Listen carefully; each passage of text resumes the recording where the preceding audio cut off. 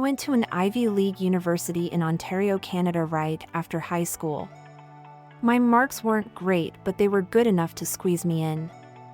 I spent most of my time in university partying rather than studying, but still managed to pass all of my first-year classes. In my second year, I skipped a lot of classes and was very lazy with the coursework. My marks were terrible and I failed a couple of my courses. In my third year, about halfway through, I dropped out and got a job landscaping. I did that for a year when I realized it really sucked and I began to regret not trying harder while I was in school. I figured I would apply to jobs that would normally require the degree that I would have gotten.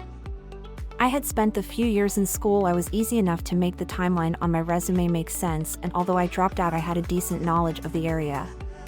The field I was attempting to enter is difficult to start out in, and it took a few months of sending applications to get an interview. The company I got an interview with, my now current employer, is an internationally recognized name in the energy sector. I was extremely surprised to get my interview. One of the documentation requirements was university transcripts, and within an hour or two in Photoshop I had my proof of graduation.